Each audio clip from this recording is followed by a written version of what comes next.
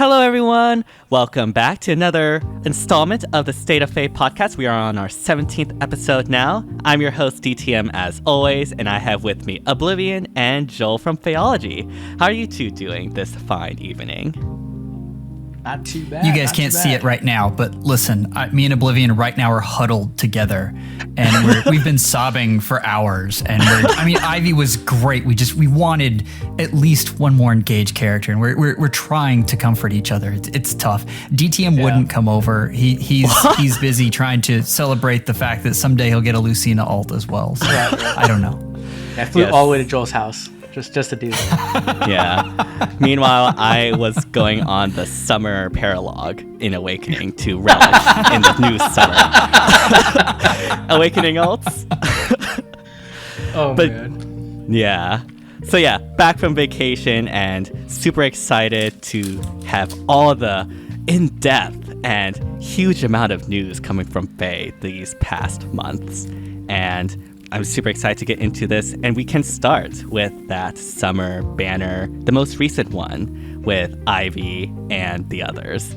I guess we can start with the elephant in the room. We only got one engaged character, that being Ivy.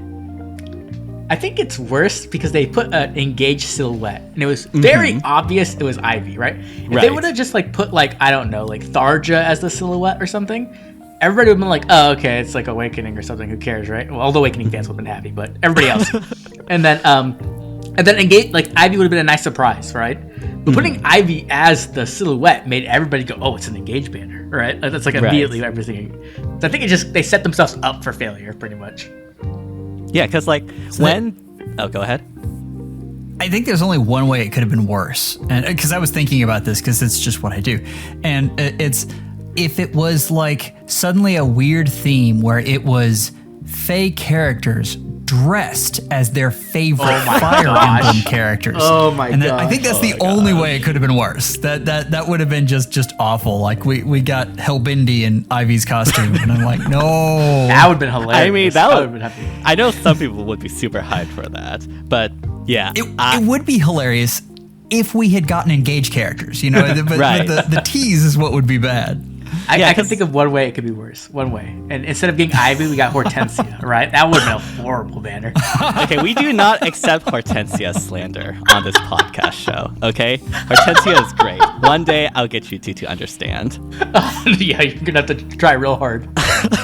But yeah, I agree. If it wasn't for that, because when that silhouette came out, there was a lot of hype. I've never seen so much hype for a banner this year before when this silhouette came out. Everyone was super excited for it. People were excited. Ivy's in. Who else? It could be Yunaka or Goldmary, maybe even Diamant or something. But no, it was literally just Ivy. And IS is, I guess, determined to slowly drip feed us the engaged content throughout the entirety of FEH. I have no idea what they're thinking. Yeah, I don't get it. Because I feel the thing is, to me, they could have very easily replaced Tharja and Donald with two engaged characters. They're both demotes, right? They didn't have really anything special about them. Be honest. You could have easily put Lapis in there and I don't know, Boucheron or something, right? And everybody would have been happy. And it would have made no difference. It probably wouldn't have changed the banner. It might actually made the banner sell better. Right. Even on the 4-star. It just doesn't make sense to me. Yeah. I'm the Awakening fan in this podcast setup. And even I was super questioning, why is Tharja here as the demote? Why is Donald here? What's going on? Yeah. There was very little cohesion in the banner theme, I guess. Yeah, and definitely. It just confuses me because again, the hype was real. The people do want engage in FEH. People will spend money in the game for engaged characters, and IS is just not giving it to us. So yeah, I have no idea what's going on. I just don't get why they didn't want to cap. To me, the hype for Engage was the hottest in January, right? and it's only getting colder as the year goes by. Like, why would you not want to capitalize it when it's the hottest? So I feel like, I don't know, like, do they expect like they're gonna drop a new Heroes Engage banner and like everyone's just gonna like? I mean, I guess at this point, because they've been starving us, everybody will lose like their heads, but like. Yeah, maybe that's their new tactic or something. I don't know. Maybe there's some like dark magic business administration tech that I'm just missing out on. But I personally don't get it either. I don't think it works because like they starved the Radiant Dawn fans, right? That was 4 years, and we saw how well that banner sold. So I don't know about that. Don't make me sad, Oblivion. Making me myself sad. Yeah. But yeah, I guess we can get into the actual units themselves now that because we can only speculate so much, right? We just sort of have to take what we can get. I guess we can start with Ivy. And Ivy comes with a new C skill, Soaring Guidance, which obviously was on a lot of people's mind because of the recent Guidance 4. Obviously, they both have their pros and cons, targeting different unit types. But overall, how do you think this new Soaring Guidance skill compares to the OG Guidance 4?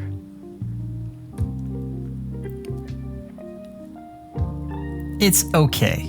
And that's weird saying that because it's actually good. It's actually really good. But again, it's the entire thing was like this perfect storm setup that not only did they give us Ivy, but she was just good.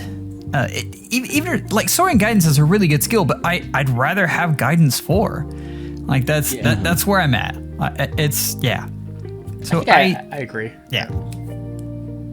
Like, I think it's really good. Like, it's a really good skill, but like typically it's just like right now how the meta currently works. You just bring an armor. Like that's just how teams work right now. You bring an armor. Right. They have saves. Saves are really good.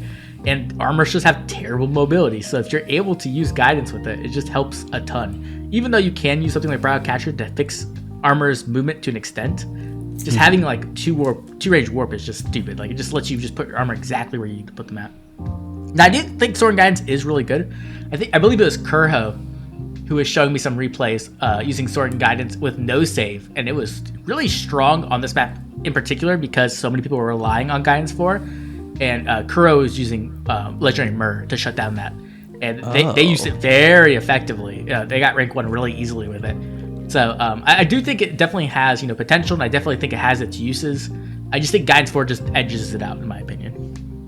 Right. And I think that's sort of where I am at as well. Like, I think they're like very close together in terms of, I guess, quote-unquote power level. And if you only can get Soaring Guidance because you skipped Rearm Tana, I can't imagine how that felt. But like Soaring Guidance will do like perfectly well as like a Guidance 4 substitute, so to speak.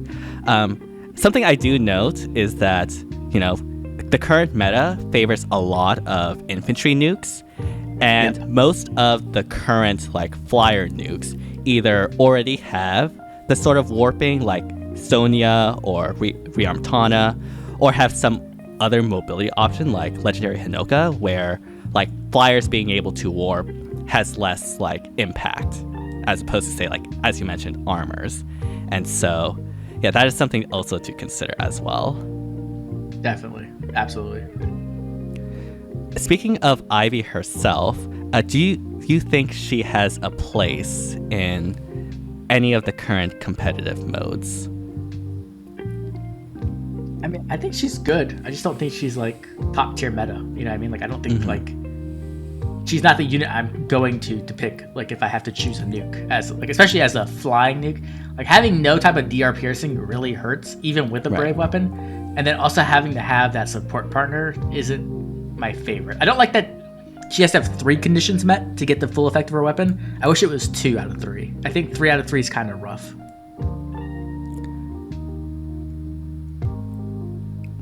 Sorry, I'm thinking. No worries. my initial reaction, I was like, okay, I don't want to be that strong, but I mean, the short answer. Listen, the great thing about the meta right now is that they have given us so many neat skills that you can make any unit meta relevant to a degree. The hardest one is Summoner Duels. I think we can all agree that's the hardest to make any unit meta relevant. But these other modes, I mean, they have given us so many neat toys that it's definitely possible. So does she have a place in the meta? Listen, if this is your favorite, I think you can definitely go out and use this unit in a lot of different ways. I don't know. This isn't the unit that if I go into an Aether Raids map, if I see this unit on offense or defense, I don't immediately think, oh God, this is right. I have to work around this unit. Right. You can certainly use this unit. Like I know, and the art looks great. So for fans, I think it's a good addition. Yeah, I completely agree. Yeah, for me, Ivy looks amazing, and as a unit herself, the thing that I think she lacks currently, like you mentioned, Oblivion, is that damage reduction piercing, or any way to get through that. Because damage reduction right now is definitely very strong, which we'll get to in a second.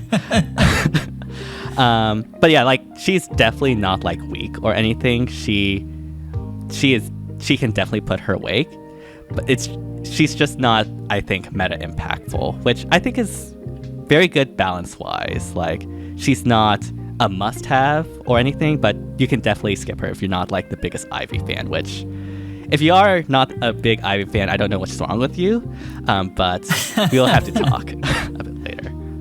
Yeah, I think what the best way to put it for me is like, are they SDR tier or the SDS tier, right? Because SDS, you can make a lot of things work with the proper like builds.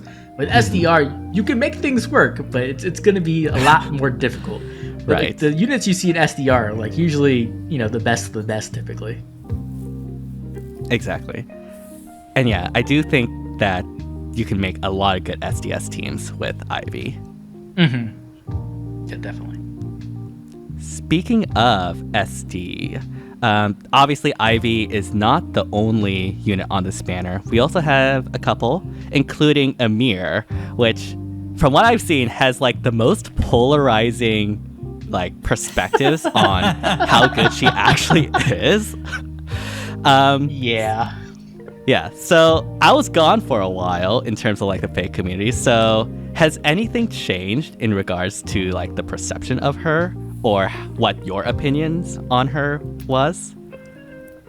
The absolute best thing I've heard is that Ymir is Gateau, but blessed. and so because remember, you've got all the same opinions with Gateau. Man. people who use Gateau really love him because that's kind of a niche that they love. People who like, for instance, if you're a player phase player, then in AR, Gateau is worthless to you. And so I think that's how it sits. I have been stonewalled by an Ymir in an SD that had Defense Res Unity and Robin support. Oh my god! But I feel like you could say that about a lot of units right now. Like I don't necessarily want a unit that I have to build an entire team around. Still, I mean, there are people who are using her to great effect, and I think it's possible. Like she has a niche, definitely. I definitely want to talk about Unity later on because I think that is a conversation in itself. But when it comes to Ymir, like I'm still like not impressed with her. I've seen people like, oh my god, she killed Bridal Tiki, and I'm like, okay, but she has Catria support and like Unity stacking. Like, okay, cool. Like sure. like yeah, she could kill things that rely on resistance for damage reduction because that makes sense, right? She has really good resistance and she can reduce the enemy's resistance by like 18. Okay, that makes sense. But then I see her run into like speed tanks and I'm like, okay, well they just kind of wall her and she doesn't really do much. So I'm still not impressed with her. I don't think she's a must pull by any means, like even close. Like I don't think she's even on the same tier as like Summer Thor, right? Like she's nowhere near that in my opinion.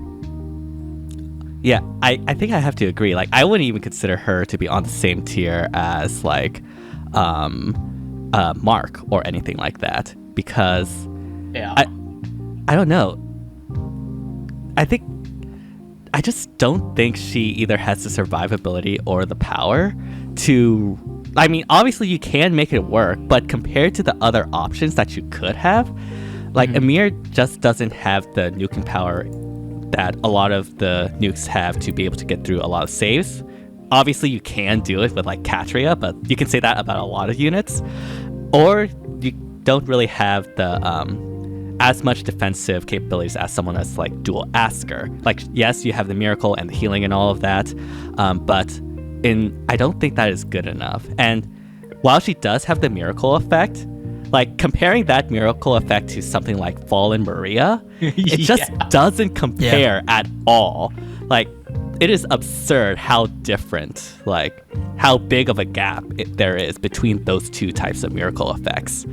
And so yeah, when I first initially saw her, I was not impressed. And honestly, I'm still not impressed. And I see everyone, well, not everyone, I see some people, like you mentioned, really high on her. And I just, personally, I would love to see if like I was missing anything or not in regards to that. Yeah, I think the other thing for me is like she's anti-synergistic with Legendary Robin. Legendary Robin is like the unit right now, right? Like he is the boogeyman of SD. And so like you compare that to Maria, right? Maria has a better miracle. She also has like dazzling staff, which means she can get around Vantage, right? And she works perfectly with Robin because she comes with attack speed unity. Like to me, like it's just an obvious choice. And when I was doing SD, Maria was putting in work. Like Maria was putting in a ton of work. So like I don't see why I would ever pick Ymir over that or pull her even. Like I feel like her dual skill just like screws over the Robin completely. So like I'm good off that. Right. Like I guess the one thing Ymir does have is that dual skill, which if you don't have Robin, it isn't as much of a issue, and it can help with like action economy. But yeah, like I don't think that dual skill in and of itself is like even that good, to be perfectly honest. Well, I think we go back to the Oblivion scale. Is this an SDR unit? No. Is this an SDS unit? I think this is definitely an SDS unit. I can definitely see that. This unit does have a ton of survivability. Like I have seen this unit take a ton of punishment. I think she has medium nuke ability. But back to, I mean, just to echo what you guys said, it's the support. Like if you look at Robin, he's medium in both of those, but his support is just so good in the current meta that's what's propelled him to the forefront. And hers is interesting, and I think that's as far as it goes. Yeah, I mean, it's not like we haven't seen the support Ymir has before. We had it on Ymir, OG Ymir, and yeah, like I didn't think Ymir's support there then was that particularly impressive. It was interesting for sure, and it did come in clutch in like a couple teams.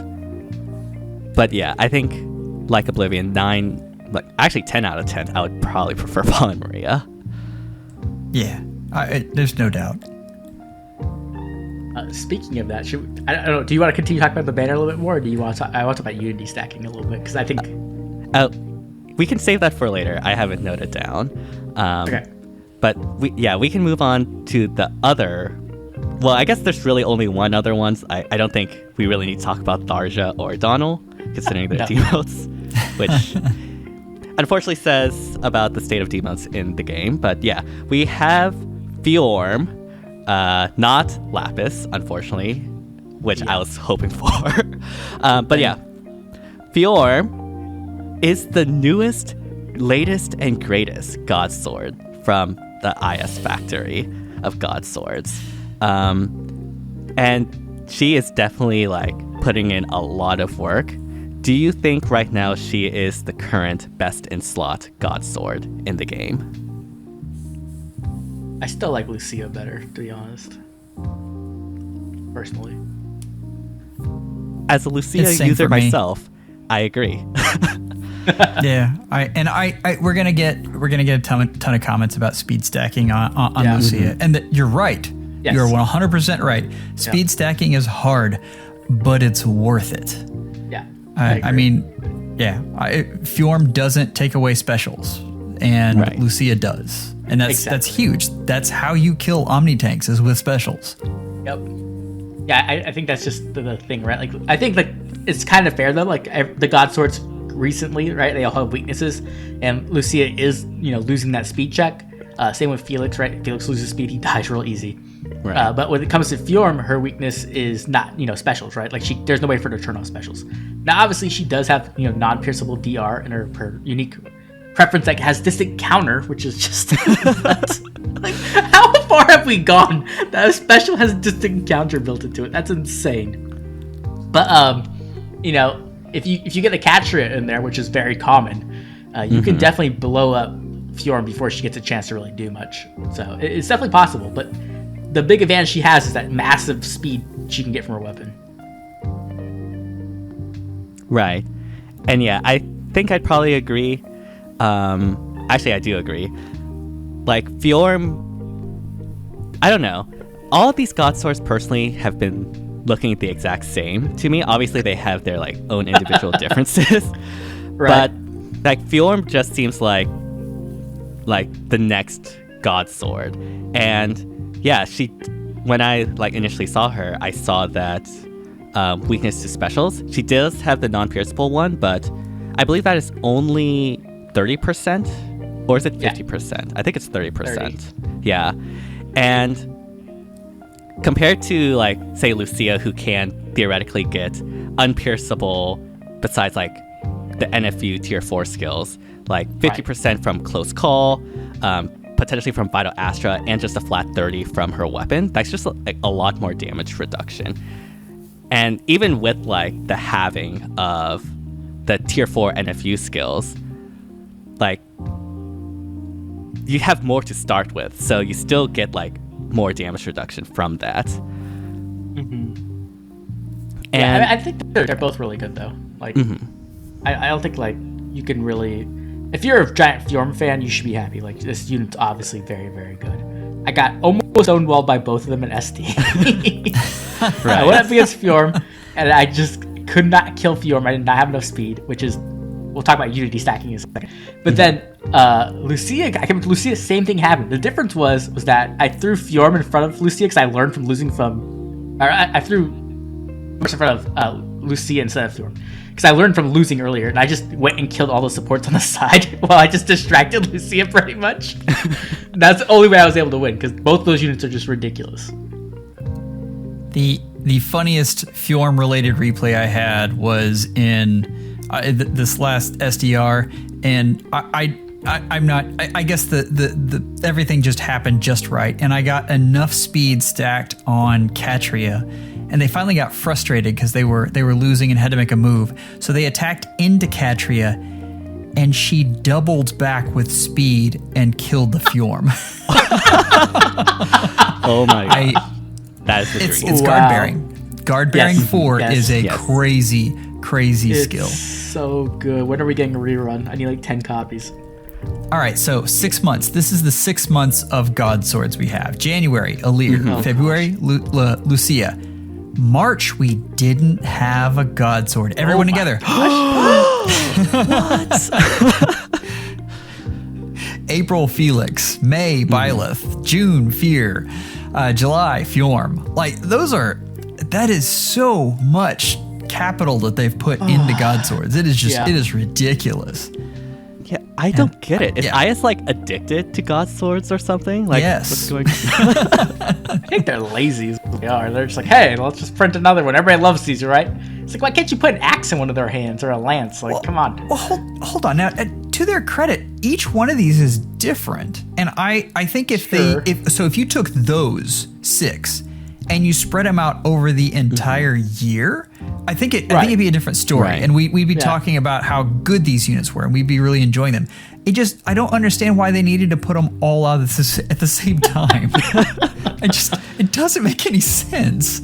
Well, it's because they're creating a problem, Joel, so they can sell us a solution in like a couple of months. But like, are they selling a problem? Like, has anyone seen a Fear or a Felix like in any mode?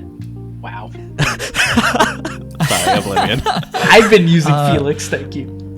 Felix, yes. Fear, absolutely not. I've not seen Fear a single time. I think that's more because people were just tired of summoning for Godswords. I don't even remember what's special about her, which I apologize for your fans. It has been a blur of all of these Godswords. I can tell you, Joel. She had physical no follow-up, so you just kill her. She's really good. That makes a lot of sense, actually. Take that, put that on Shez. Right. Yes. I mean, on Shez, it's ridiculous, right? Like, I think my nuke tier list, that came out before physical no follow-up. If physical no follow-up was there, I think Shez would definitely be number one. Like, it's such a ridiculous skill in that unit. Yeah. Yeah. But yeah, like, I think, personally for me, the only Godswords that actually looked interesting or had, like, interesting effects was, like, Lucia, Ymir, and Fallen Female Byleth. And I guess now Fjorm. Although, like, because we had so much, she's sort of, like, less, stood out less to me. But, like, those 3 or 4, personally, like, they actually had pretty unique effects. Like, Lucia denying specials and all the feuds. Ymir with a charge support. Byleth with advantage. Like, there was some really cool differentiations between those. But, like, in between all of those, we had, like, a bunch of Godswords that just didn't seem all that unique. Like, Fear or Felix. Again, sorry. But, yeah. Like, they can make these units very interesting. But putting them all close together, and including those that are very cookie cutter, I just don't think creates a lot of hype. And I don't think anyone was really that excited besides, like, fans of these characters. Yeah, I mean, I don't like, just why not make one a lance? You know what I mean, or axe? Right. Like, even that difference could be enough to make people excited. I think, like, really, Mm-hmm. I don't know. Like, I'm just waiting for Legendary Dimitri's refine at this point. Get our God lance back. That's in September, right? No, I think it's in January. Oh, January. Yeah. Okay, that's a while away then. Yeah, it's a little bit.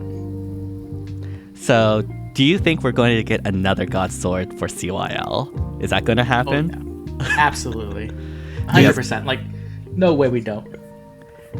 Who do you want that sword to go to? I don't know. Like, the thing is, like, almost all of them want to be sword units, except for or they could be sword units, except for, like, Golveg, right? Like, Soaring could take Ragnall, I guess, and then there's, like, Yado, Corin, or Levin Sword Robin, right? Like, they could all be read really easily. So it's difficult to say which one will be the God Sword. What I'm actually scared about is 2 things. I'm scared about Robin getting, like, grand strategy again. And I'm also scared about Golveg, because Golveg, if she gets to keep her cool interaction she has currently, she gets another action, like a Gale Force action, right? So I'm scared of that mostly. Corin, I don't know what they're gonna do with Corin, whatever. And then Soren, I'm sorry, Soren fans, but so far he doesn't have any PRF, so we have no idea what he'll be doing. Right. Will definitely be interesting to see. Speaking of Robin, you mentioned that you wanted to talk about Unity stacking. And yes, Unity stacking, I think right now, in Summoner's Duels at least, is basically the entire meta. Or if you don't have it, and you have Robin, you really should just, like, use Robin and Unity stack to oblivion, because like, the amount of stats you can get from that is very, very high. It's gotten ridiculous. Like, for me, we all played SDR at different times. I know, DTM, you played yours pretty early because you wanted to go on vacation. Right. My thing was that Valentine's Lucina was, like, a super meta this season. So, like, I think you definitely could have used the Cotton Fosta 100%. And then Joel did really well, but Joel will talk about that, I'm sure. But for me personally, like, I was being lazy. I wasn't being lazy. I was busy. And I didn't get to play till Sunday. And I was playing with Hinoka because she's the bonus unit. And Hinoka could not do well for me. She was not performing up to, like, snuff. Like, she was not doing great. And the reason why was because Unity stacking. Every single person I ran into had Legendary Robin. Every single person I ran into was Unity stacking. And so Hinoka was just not fast enough to keep up with anything at all, because everything had Unity stacking. And it was just ridiculous how fast these units were getting and how bulky these units were. Like, I think I could, if I probably swapped over and, like, put, I don't know, Legendary Allman with, like, Unity and, like, Colorless Feud, I probably could have done okay. But I didn't want to do that. And, like, it's just gotten ridiculous how many stats people have nowadays. Like Robin has just made everybody into stat balls that they just beat people up with. Like it's gotten absurd. Is Legendary Robin, like collectively as a community, is that the biggest miss of this community all year? Probably. I think for this It has. yes. Yeah, it has to be. Yeah. Because I had no idea. No clue. I had absolutely no idea that he was going to be this good. I mean, I don't think any of us did. Like, we all did our reactions, and like we all said, like, it's just stats, right? A lot of stats. I think we failed to consider how much stats you can derive from this with the Unity stacking and everything. It's just ridiculous how many stats you can get, and like also like the fact that like it makes you kind of debuff proof is also just remove debuffs from so many game modes, right? Like you just don't want to run debuffs because like what if you run into Robin? Well, you just fed your team a loss pretty much. So it's also done that, right? Like Yune was like super relevant before Robin showed up, and now no one wants to use her because she could literally make the entire enemy team like ultra buff. So it's scary. I mean, it's made Fallen Ike, who's a 2-year, 3-year-old actually relevant again. Like, hey, let's go, right? I mean, I'm down for that, but you know, I'm just hoping that he gets his refine before they nerf Unity somehow. I mean, it made Cynthia like actually meta. Yes. Which personally I'm super hyped for because I love Cynthia. And like Cynthia with like attack speed Unity, guard bearing 4, guidance 4 is like actually a top tier frontline flying unit. Maybe not as good as like Ingrid, but like, you know, you can get her to +10 with grails and everything, and she just like stops so many things. I really want to try it when I have all of the pieces together. And this is a piece of that thing that we've been seeing all year. And as I've been going back through and looking at research on all the different banners compared to last year, and we've talked a lot about all of the fodder they've given us. I mean, even in the arcane weapons, and trying to make it so that you really can take Gen 1 units and use them. And part of that is that they're giving us these crazy supports that also help those units just perform nuttily. And I think with Robin, they just overtuned just a hair. And I don't think they really understood all the different interactions that were going to happen. But I see him in every mode. Every single one, he's a terror. I mean, Arena, I see him in off-season in defense, on Aetherite's defense. And if it's Earth season, like you have to completely change your defense and go about things differently. Like I haven't actually seen... It is nutty. I actually haven't seen Robin that much on defense. I think Really? Yeah. I mean, I guess theoretically I might not have been as impactful since, you know, Bolt Tower and everything. But yeah, I haven't exactly seen him that often out of season. In season, I do see him quite a bit, but out of season, I haven't actually seen a Robin yet. I've seen so many Robin. I saw like a Robin this morning. Like it's just literally everywhere. It's just Robin part. Like for me, I'm like, okay, well, like I gotta shut down Robin immediately, or just like snipe Robin or something, or just like it makes everything so frustrating to deal with. Yeah, I think.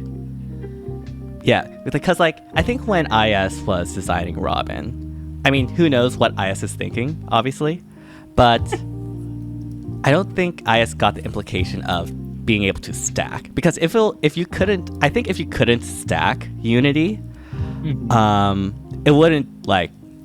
It would probably be pretty much accurate to our initial impressions, to be perfectly honest, or maybe just a little bit more, if you consider like neutralizing penalties and stuff like that. But like, you know, characters can double stack on Unity. Some characters can triple stack on Unity. Like theoretically, you can literally have plus 18 to like attack and speed, for instance, and like that is a lot. Oh, it's way more than that. You can get like 60 plus 60. I've seen my Fallen Ike's gotten like 100 and something speed before. I don't think people understand how Unity actually works, like, because like the way Unity actually works, right, is like it makes up for the deficit you have for the debuff, But then on the second Unity stack, you're just getting that full buff. Like, you're not making up for any deficit because it's already been meant for the first Unity stack. And then the third Unity stack, you're getting all those stats again. So it's like, it gets really, really ridiculous. Especially when you can get those big debuffs like -8 or like -10 from like the shrines or whatever. Like, I just doesn't... He can't get outspent. Like, it's like impossible pretty much. It's like insane. The amount of things that I have outsped with my Robin, it's just ridiculous. Like, I actually ascended his speed.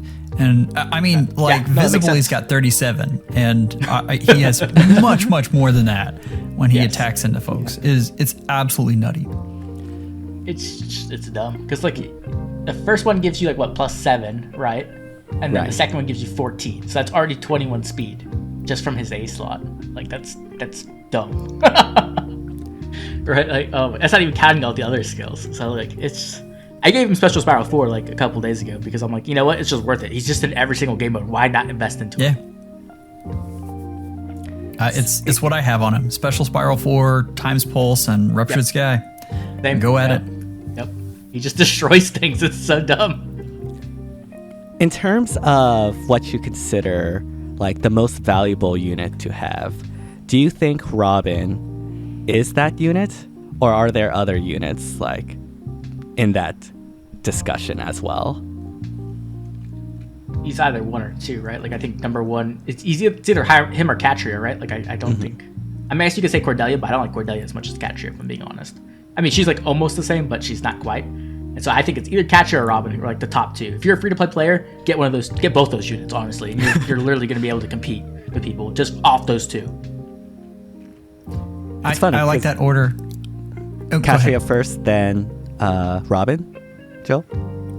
Is that the order? I like that order. I mean, in years past, I would have put dancers up there, but they flooded the market with so many good dancers. It's not that they're not good. It's that Catria and Robin do something unique, and it's powerful, and it makes every unit around them better. And it just on and on and on and on. Yeah. Whereas the dancers do that, but you have choices. Yeah. And so because there's a quantity of them, there's less value. Right. And like also, everyone has peony for free. So it's not like everyone already has one. It's funny because like when Bridal Catria first came out, we all also like didn't realize how good she would be. She was DTM, no one's gonna trust us anymore. Be quiet. Everyone's gonna go to our videos and be like, well, Legendary Center must be the best unit in the game because Joe DTM and Oblivion said he's bad. I mean, it wasn't just us. It was like the entire community, okay? So I think we can cut ourselves some slack on that. Also, if you're out there with hope for Xander, just, give that one up. Like, just because there was a wrong prediction once in a while, like, doesn't mean once a year doesn't mean like every prediction is wrong. So sorry for fans. Yeah. Oh man, I think the problem with Catria is she just keeps getting better too, right? Like she's already an absurd unit, and like, hey, take some Guidance 4. Hey, take some Guard Bearing 4. Just like, okay, sure. And then you give her, Robin with her Unity stacking, which you can get really easy by getting from Guidance 4, right? And then you just have like an absurd unit who's like actually good in combat and is like one of the best support units, if not the best support unit in the entire game. And she's 2 years old, or more. 2 years, right? Yeah, 2 years. Yeah, I really need Ingrid and Tana to rerun very soon. Together, preferably. Yes. Speaking Give us a rearmed Hero Fest. Yes, give us a rearmed Hero Fest. With Tana and Ingrid. I don't know who the other two are. I don't really care, but put those two on there for sure. Yeah. I wish Tana would have been there instead of Guinevere. Like, I'm sorry, all you FE6 fans. FE6 is my 4th favorite Fire Emblem game I've played. I still would have preferred Tana over Guinevere. Like, no contest about it. Yeah, definitely. 100%. I wish I could trade all those Femortises I got for Tana. Yeah, Guinevere as a unit, I don't know. I think I felt about her similar to how I felt about Ymir, but even like less so because at least Ymir has like the dual skill and like the miracle effect and stuff. Like Guinevere just doesn't seem like that stand out outside of something like Arena or her survivability personally. Do you agree, or do you have to be able, like, if you're a person who appreciates Selene, which Selene is a very valuable unit to Omni-Tank users. And I mean, for that reason, any tanker. I mean, it's like, for enemy phase folks, that healing is invaluable. And Guinevere does that, but she's better. And so, other than the seasonally locked thing, I recognize that that's not great. But I mean, on water season, if you're using Selene, you can swap in Guinevere, and you're going to be really happy with it. I'm curious what you guys think about the. So it's obvious that IS is trying to push the ranged Omni tank again, and like we went through a period where they did that, and so we've got Gateau was probably the first one that we saw, and there's definitely some value in these units. Although I mean, I love these units. I'm not going to sit here and tell you they're more valuable than something like an Omni tank, like a Godsword, but still. It's really interesting that they're doing these whole survivable nukes. And I'm having trouble finding a good niche for them. Like I've played a lot with Guinevere because I wanted to test her out, and she does tank a lot of things. Like I don't have a whole lot of trouble tanking, say, dual Chrom, for instance. It's just there's always going to be that melee unit that just comes along and smacks you, and that's the issue with all of these. So I'm curious what you guys think of that archetype and where you think IS is trying to fit them in. I feel like it had a moment where it was really good. Like, I liked Fallen Leon. I know people do not agree with me with this, but I liked Fallen Leon with a Ymir. I thought it worked really well back in the day before saves had got nerfed a bit, and like where saves were new and just really powerful. But nowadays, man, I don't like it at all, to be honest. I don't think it's that great. Like, I was using Guinevere, and I think the problem is, like, one, you have lower BST as a mage, right, than a normal, like, melee unit. Yeah. You don't get defensive specials. And then you also have to spread their stat line super thin. Like, look at Guinevere, right? Like, she has, like, no defense so that she can have speed, right? And her HP, too. Her HP is 36. And so, like, in bonus season, yeah, she's okay. But, like, when you lose 10 HP and 4 defense, all of a sudden, like, she was just getting smacked real hard. Like, she'd survive, but she'd be like 2 HP, and then she'd heal herself. But like, a lot of times it was really, really uncomfortably close, or she would just explode, right? So I'm not the biggest fan. I feel like they need to, I don't know, figure out some different way to make that archetype work. I don't think it's as bad as, like, let's say, like a Cav tank, because I think that's like the worst archetype in the game, probably. Why do you hurt me like that? I had to throw it in there. Yeah. As a legendary Self owner, that hurts my soul. It really does. I'm sorry, though. Go on. But yeah, I just think it's not the best archetype, personally. I think you can make it work. It's just that you're just going to have to put in more effort than you would for just a normal Omni tank, right? You could just make a normal Omni tank. They're just going to be better like 80% of the time. Right. And I think, like, a part of that also is, like, skill access, too. Like, like, as a ranged unit, you don't have as many skills available to you as, say, a melee unit. Like, you don't have access to Spurn 4 or any of those damage reduction skills. And, like,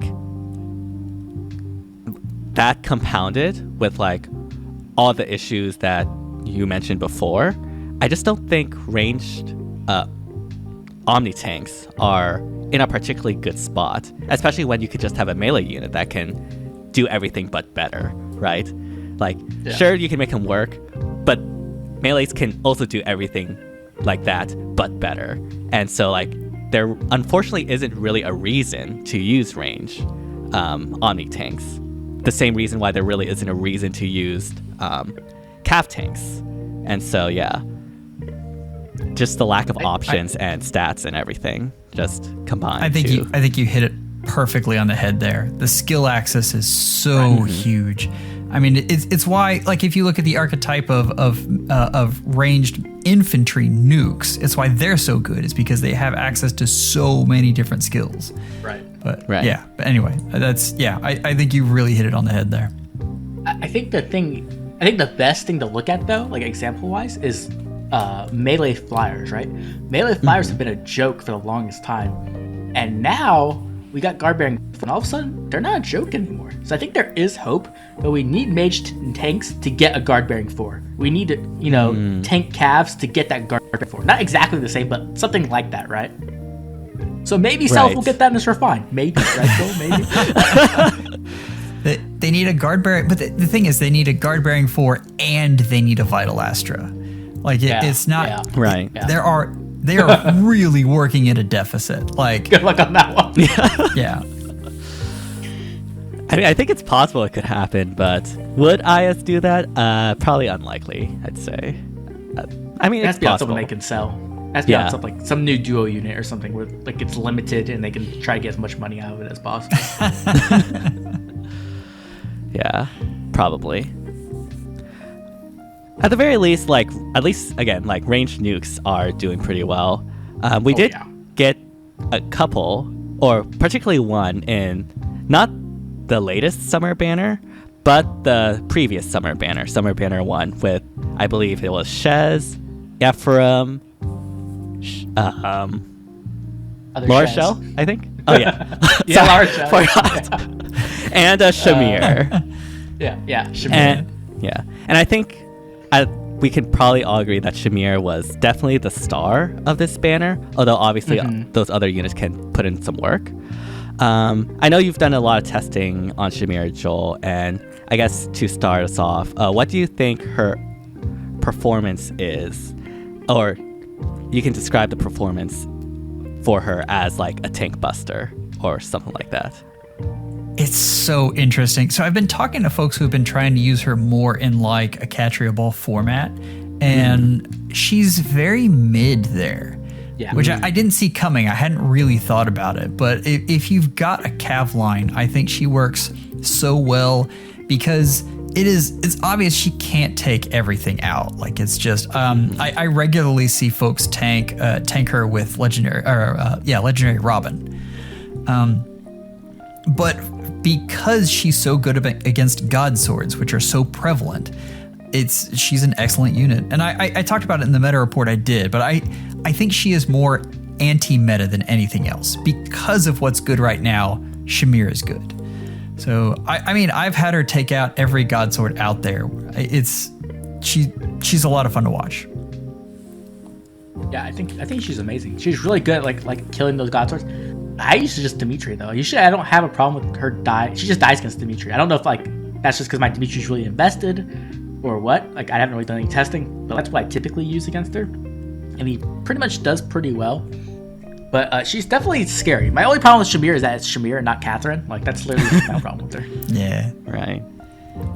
But you're 100% right. She definitely dies to Dimitri. Like she is there to take out Godswords. Right. She's also good about with save tanks as well. But yeah, she's not the unit that will beat everyone. That you can design your entire team around. That one nuke is going to save you. Right. I have her paired with Duo Elise, and they do excellent together. Like that pairing is very, very good. I bet, yeah. Because it kind of covers like the two weaknesses, right? Because Elise's weakness now is like the Godswords who can run Null C. So like Fallen Violet and like Fjorm now, right? And then Shamir performs really well against those units. So that makes a lot of sense. Yeah, they definitely have a lot of synergy there. You mentioned Brave Dimitri when it comes to units that can withstand Shamir. Are there any other standout units you think people should look out if they are having trouble against Shamir specifically? If you outspeed her, you win. Period. Like I've seen a well-invested, a well-played Fjorm, and that was merged up with a speed boon. I've seen her able to take out Shamir as well. So I just keep that in mind. But if you outspeed her, she doesn't defeat you at all. She really needs that Deadeye on that second hit. So it's more about like the speed checks, which, as we've talked about this plenty of times before, the importance of winning these speed checks and how speed is like creeping up and up. How do you think Shamir will do going forward this year as this speed race continues to escalate? I know that it will end. Like it has to end somewhere. I don't know when the speed creep starts though, or stops though. I don't know what that looks like. If it plateaus, then Shamir's going to be good for a long time. I just don't think we're there yet. So I don't know what mechanic takes over for the really speedy units. And I was trying to remember back in the day, but the problem is back in the day, they had so much design space to work with that they could go in different directions. Like they could have units that were so bulky that it didn't matter if you hit them twice. Or, before no follow-up, they had that option where they gave the no speed unit follow-up, and then you were good to go. I will say it's interesting that they have stopped giving nukes full no follow-up, and it looks like kind of in an effort to make your slower tanks more relevant. But still, I mean, if the speed creep doesn't stop, then Shamir will age out in 3 to 6 months. Oh my gosh, that's so rough to hear. Right? Oh my gosh, well, nuts. Sucks. It sucks so much. I feel like back in the day, I'm gonna be an old person for a second, but like back in the old FEH days, like you could build a unit and it would take you a year to build a unit, and the unit would still be good for another year and a half at least. Now it's like, man, you build a unit and like you got like 6 months, and then like, oh my gosh. Well, that's not completely true. Yeah. Right. I mean, the problem is, no. You build up a unit and it's not aged out in 6 months, but you have to summon for another piece of fodder. Yeah. And so we're caught in this cycle. Like your favorite, or however many favorites you have, are only good if you get attack speed finish, or remote sparrow, or vital astra, and you've got to go summon for these. So it is clear what the business plan is, but I just the real deviousness isn't that your unit has aged out, it's that you have to spend a ton of orbs to get them working again. Right, because like a lot of units obviously can still work very, very well in the current meta. Obviously, though, unfortunately, they're very hindered if they do not have like the correct skill sets, which I think we've talked about this before. IS has been putting a huge emphasis on skills and inheritance and everything like that, which sort of makes sense with that business model. There are definitely units though still that like can do perfectly well with either their base kit or the units that were or the skills that were released back then. You could obviously you can think about units like Thor, who's still very valuable with dual skill and everything. Sonya, with her AoE, you still see a lot of in SDS and even in SDR, particularly on this map. And there are definitely like units that still hold the test of time. It's just that it's very hard to predict which specific unit will withstand the test of time. And that makes like investing into the future very, very difficult, because you never know if the unit you're going to get is like going to last 2 years or is going to work for like 6 months, and then you have to like put an effort to get them up to date. And you don't know what that upkeep cost is going to be in orbs. Like it's a lot right now. I mean, look at all the new skills, and I love them all, but how many times have you looked at a skill and like, oh, this would be perfect on this unit that I use all the time, which would be great if you hadn't said that 2 weeks before that, and 2 weeks before that, and 2 weeks. Yeah, it's nutty. I think the other thing is like the units you mentioned, right, are like the units that age well are like support units, number one, and then number two are units that aren't reliant on speed. Right? Like, if you look at the Godswords that came out last year, like Mia, Ike, whoever else, Marita, right? They're not. You can use them. You can definitely use them, but like if they're reliant on speed, like the speed is just so ridiculous now. I feel like you should just not plus 10 a Godsword at the moment. Like I feel like that's just a bad investment, just because that's the one thing that's gonna get aged the worst. And these like stat comparisons. Yeah, like and I think like investing on units that rely on those checks is definitely like very risky. Personally, like those Godswords I wasn't really particularly that enthused or interested in. Didn't think they were particularly that good. But yeah, like support units I think are definitely the best investment. I haven't even mentioned like dual Chrom, and like the main reason why he's still kicking around is because of his support, and a super powerful support to begin with. And I guess that's sort of like the name of the game. We're becoming like Genshin, where like support characters are the best characters to go for. Which honestly, definitely. Go ahead. I completely agree. Yeah, like honestly, like I like support characters being like the most important, because then it can mean that like you can theoretically use like a unit you want as like the quote unquote carry, and just like buff them up to oblivion and go to town. But it does make like investing into units very interesting, I guess. I think a great example. So talking about what you're talking about, the Godswords from last year, and I mean, I'm looking through the list here, and Ascendant Merida pops up, and I actually see her regularly, about once a week now, in Aether raids, which is I think that's more of an anomaly, but still, the problem is that the amount of skill inheritance that they had to use to get that unit working again was about 600 orbs worth. So, like that's a lot of orbs there. I mean, yeah, like think about okay, last year we got Distant Dart, right? And that was the new meta DC skill. And then I guess it was about more than a year later, we get this new meta Distant counter skill you need for your Godsword, right? And it's considerably better, to be honest, right? Like you get attack and speed, and in both phases. Like that's a big upgrade. It's insane. Yeah, it's oh my god. I guess the lesson here is don't invest into Godswords. Godswords, like Godswords are like Bitcoin. Like they look super promising, but it'll just tank in the future. The other thing is, be careful. Like obviously you're gonna have your favorites, but I would pick and choose. Like you have one or two favorites. I wouldn't try to keep up with 30 or 40.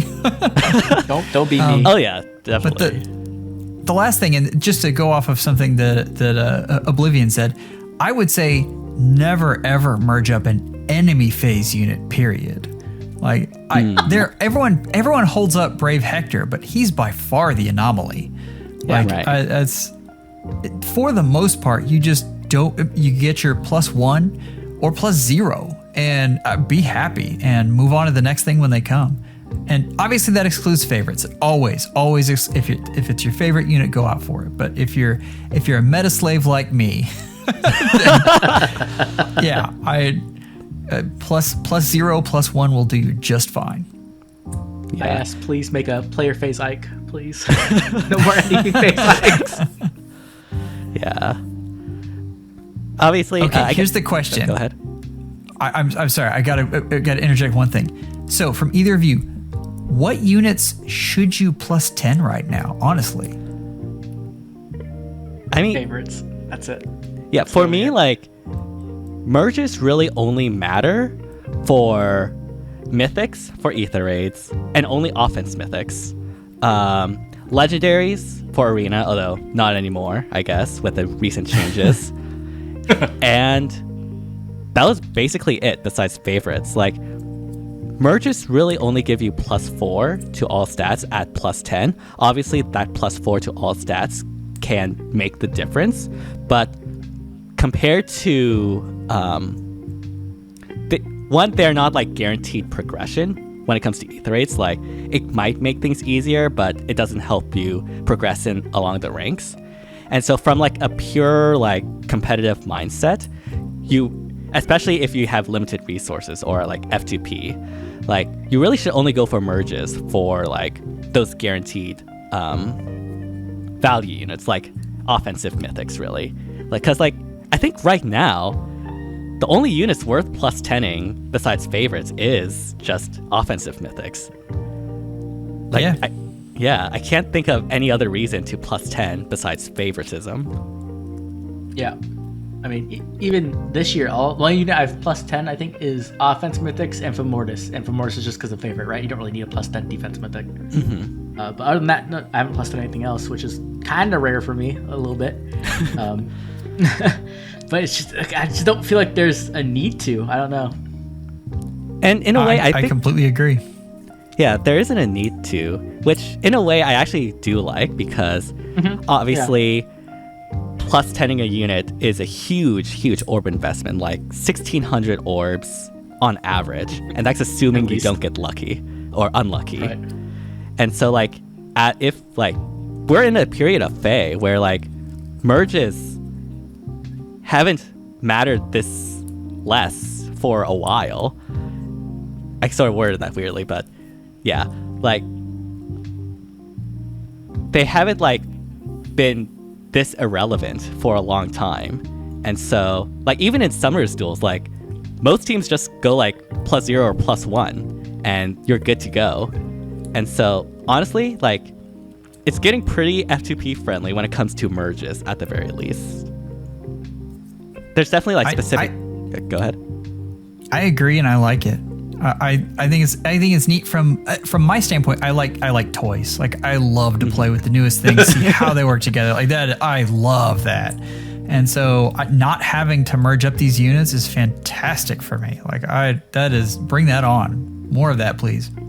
I'm gonna be the pessimist here. And I think that IS didn't change the fact that you need to invest orbs in the units. It's like what Joel said. They just changed it from investing orbs in the merges into investing into skills, right? They just kind of disguised it. They're like, okay, you're still going to have this unit, and he's still going to cost 2,200 orbs. It's just 500 orbs for this skill, 600 orbs for that skill. You know what I mean? Like that's what it feels like they're doing, at least. Where I think that's better, in my opinion, because at least you're getting functionality, right? You're getting functionality differences instead of just stats. So I think that is better overall. And you don't necessarily need all the best skills, though it does make a big difference sometimes. I mean, you get a variety of units too. Yes. That's very nice. Yeah, definitely. And I do think that like summoning for fodder is a lot cheaper than trying to get a +10 of a unit, especially if that fodder is on a sparkable banner, like a lot of the rearmed units are.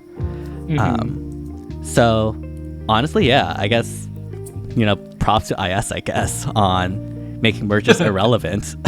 Sorry, Wales, that +10 units, but F2Ps, we have a W for once. I think that's good too, because it makes rearmed heroes like so much more valuable. Like rearmed Ophelia, like she must have saved me like 4,000 orbs at least by now. Like the amount of times I have duplicated attack speed finish and like times pulse 4 and like special spiral 4 is like ridiculous. So I think that's great. They just need to release more rearmed heroes that are infantry. That's my opinion. Please. All of them need to be infantry all the time. I think you're exactly infantry right. melee. Yeah, definitely. That's not Ganglot. Not Ganglot. Not Ganglot, right? Not Ganglot. Yeah. Yeah. But we talk a lot about things that IS has done wrong, and I'm not defending IS. God knows they do some crazy, stupid things. But I do think this is something they got right this year. Yeah, definitely. For sure. But yeah, I guess we can, obviously this like sort of got off track from talking about Shamir, but this discussion obviously has been super good. Are there any other units from the first summer banner that you all want to talk to? I know like Ephraim is honestly super weird with his kit that I'm still very confused by. Yeah, I don't like it. I've had Ephraim just run into Altina, and it's like the funniest thing ever. It's just like, what's up? I'm here, and he just explodes, and I'm like, okay, bye. See you later. Is there any scenario, like any practical scenario, where the Force Vantage is like actually useful outside of like Gale Force? PvE. I guess. Yeah. I think he's a PvE god. Like I think he's really funny there. I think anything versus another player, I don't get it. Yeah. Shez is good though. Like Horse Shez. Yes. Is excellent Shez? Unit. Yeah. Yeah, like she just does a ton of damage. She just kills against everything. Let's go. Yeah.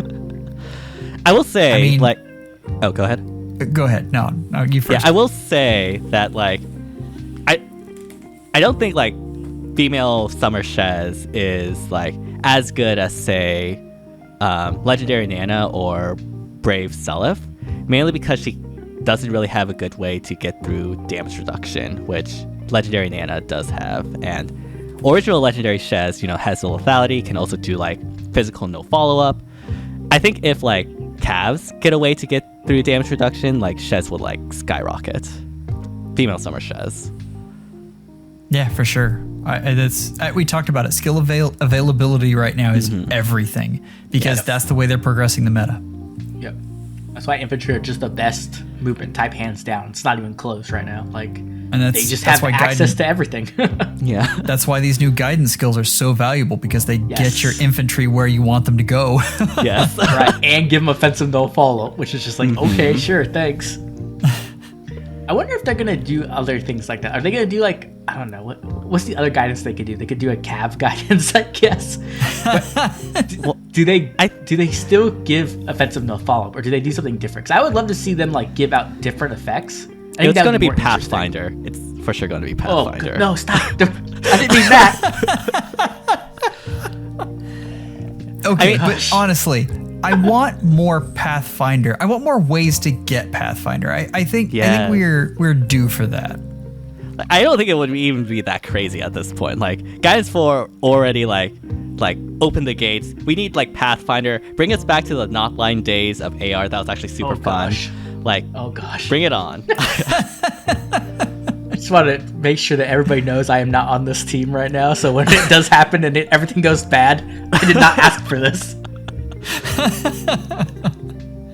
I'm good off any more Pathfinder. Who knows? Maybe we get like Legendary Fafnir or something, and he's like Pathfinder 10 or something. I don't know. Oh my gosh, Valura would love that like so much, and Promise. Yeah. He has Pathfinder all around him and all the spaces around him. Or maybe like the Guidance 4 skill will be like Katie and Lind, but on like a C skill or something like that, so they can get through trenches and stuff. Right. That could be cool. Huh. Katie and Lind's such a good unit too that people sleep on. She's so interesting. Oh yeah, she's excellent. Yeah, like I think it's like the prevalence of her really is only shown like when like there's a bunch of trenches on like an SD map where like she really shines. Yeah. Because like otherwise like obviously you don't really need Lind if there's no like trenches or anything. But yeah. Like obviously not all the updates we had. Like new banners are nice and all, but we all know the true stars of the month is the remixes and the refines. We've had a very exciting batch with Legendary Chrom and Bramimond and a bunch of others that I can't remember off the top of my head right now. I'm sorry. But yeah, we can start with Bramimond, who has gotten a very, very good refine. Like definitely like made him like comparable to a lot of the top tier dark mythics right now. What would you say his placement is in the like dark usage list compared to like other units like Yune and the like? I think he's really good. Like I think he's definitely a valuable option now. You just need to invest into him, like we've been talking about. You need to give him the skills. Give him Magic No Follow-Up or something like that, right? Magic No Follow-Up stacking with his preference C skill is so stupid. Like, you just get damage reduction on every single hit. It's so strong. So I think that's a really good option as well. I think he's definitely usable. I think the problem with Yune is, like, Robin exists, so, like, as amazing as she can be, like, it's very scary. At least during Earth season, right? If people don't care about scoring, then I guess it's no matter what. Other than that, like, who else is a really good dark? Oh, Medius, right? Medius is just king still. I think it's hard to ever replace Medius until Ungard becomes more available. Medius and Emblem are top tier to me, and I've got I hadn't realized like a lot of the dark mythics are actually showing their age. Like, I mean, starting from the bottom, Sothis and Hell, and even like Note is still usable in some cases. Triandra. Yoon dropped so much, like you said, because of Robin. They're kind of my next tier there, and then I've got Bramimond kind of on his own, like in that tier right below the top folks. Yeah, that sounds about right. Yeah. I think the funny thing is that Emblem was actually like one of the slowest meta impactful units like we've had. Everybody expected her to like destroy the meta the second she came out, but it took like a good like I don't even know how long. 6 months or 5 months for her to 6 really months, like start. I'd say, yeah. Yeah, like I think once we started switching to Godswords like really hard in the meta, everyone like all of a sudden like that feud effect is so stupidly good. It's not even the like anti-save that gets me because I never use saves. This feud effect always messes me up. So like it's very, very, very powerful. The second we get an Emblem who is ranged, like it's like GG. Like that's gonna be so scary.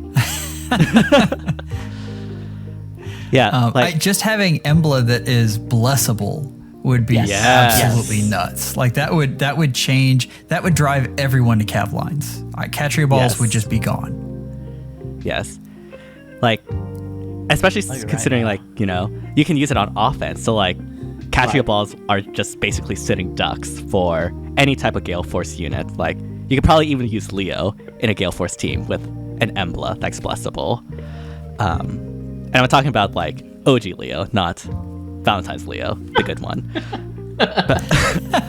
but yeah, like as you mentioned, like Emblem took a long time to get like prevalent and common and to take over the meta.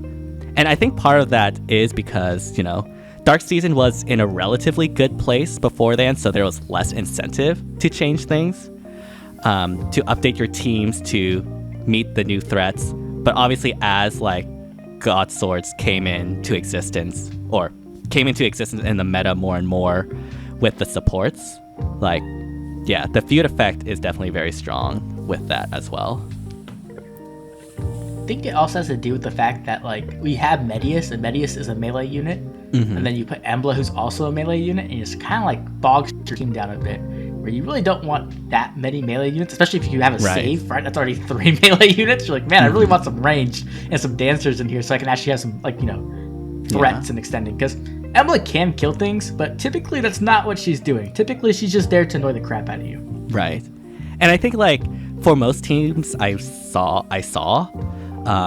in the past 6 months, they're either running just Medius or just Emblem, not really both of them together, which I guess sort of makes sense because Medius, the utility he gives, like, is really helpful for like Catria balls or like teams that care about defensive utility or like being able to tank things from like player face strategies, while Emblem definitely shines on like Cav lines or like, I mean, even Catria balls too, but again, like it can be difficult.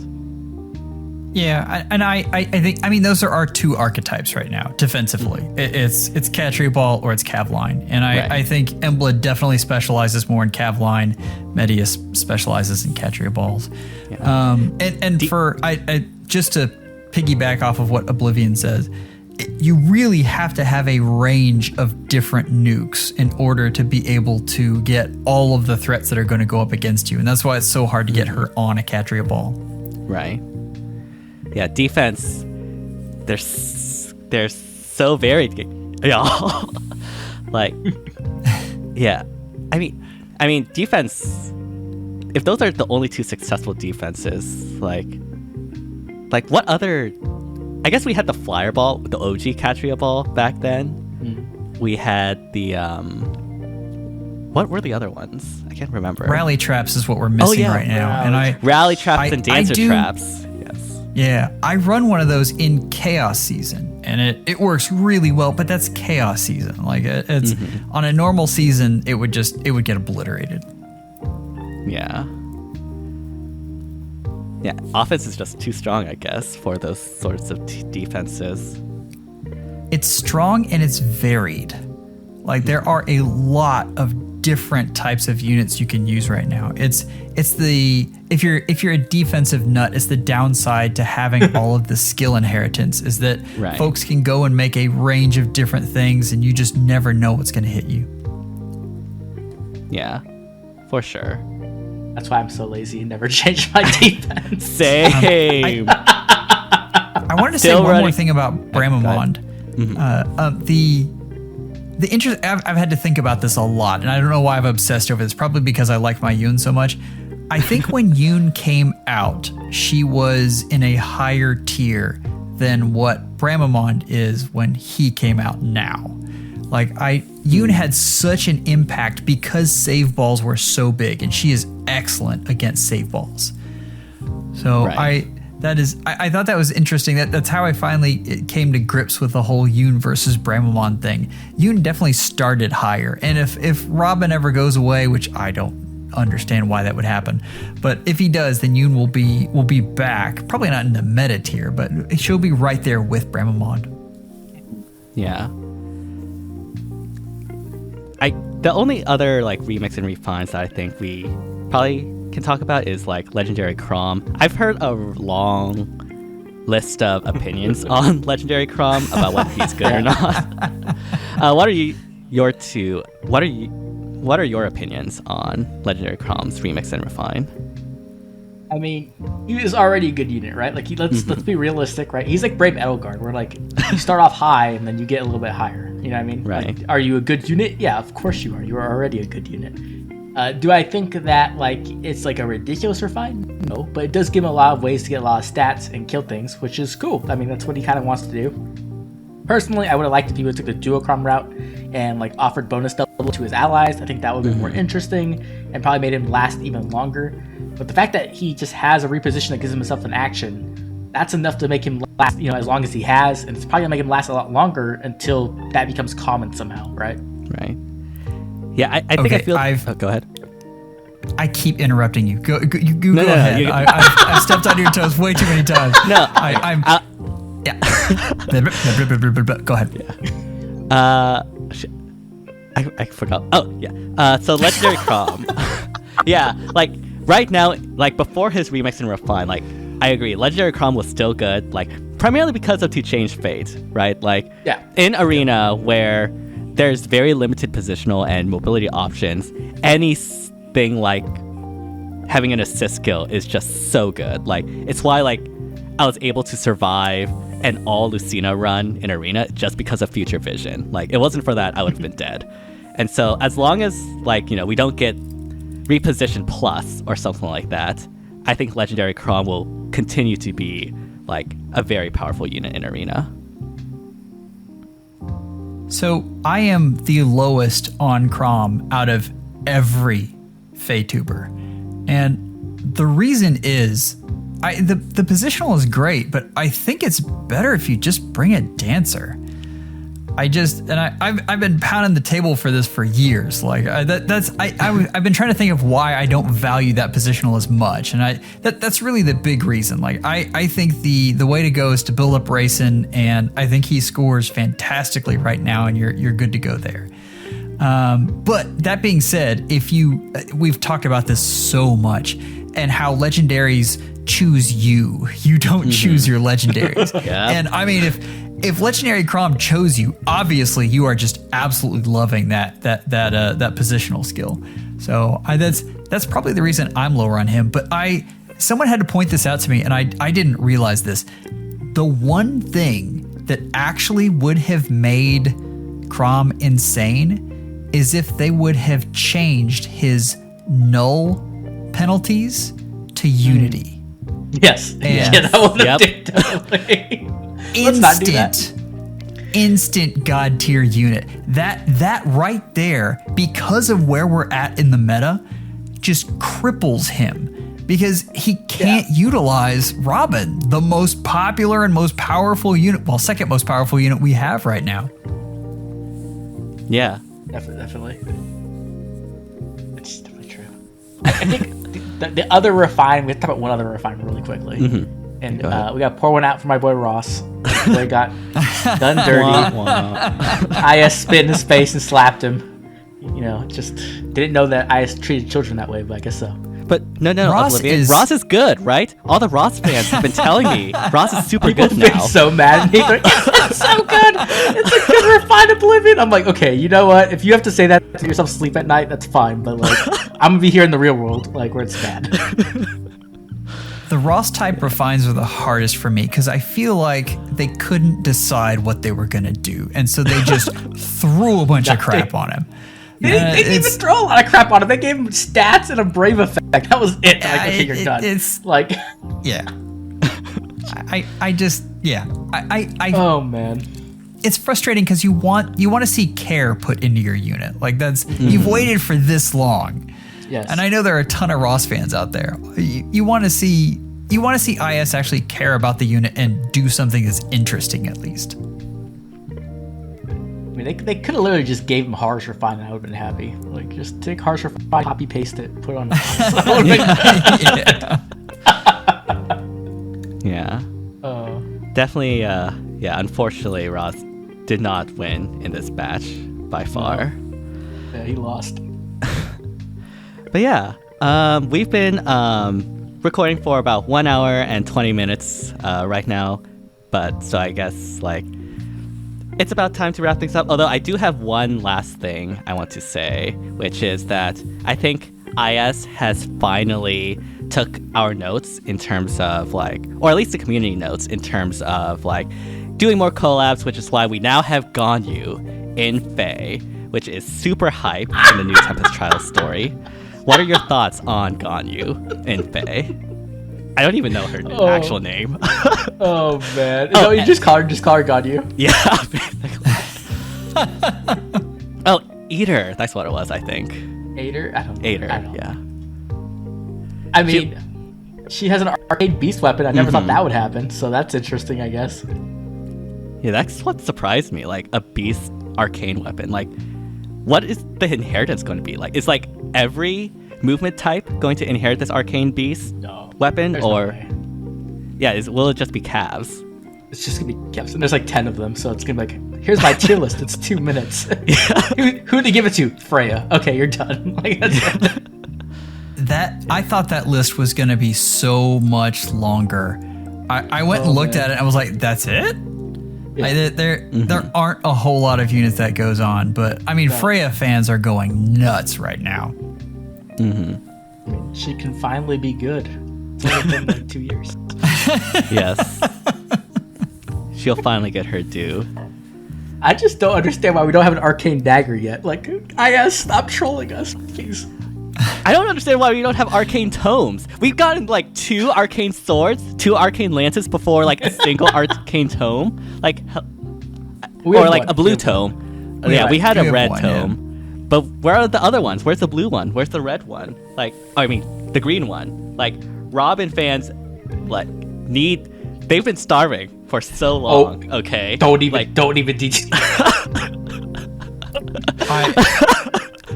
All right, if you're listening, if you ever think this is planned out and this isn't a real emotion that DTM is feeling, understand that right now he is utterly flustered. I'm positive that right now he's actually ripping his hair out. This is something that he's very, very passionate about. Yes, it just doesn't make any sense. What's going on? I know. I just don't understand why IS treats female Robin this way. It just makes no sense. Only give her only twice a year? What? She deserves 5 ults a year at least.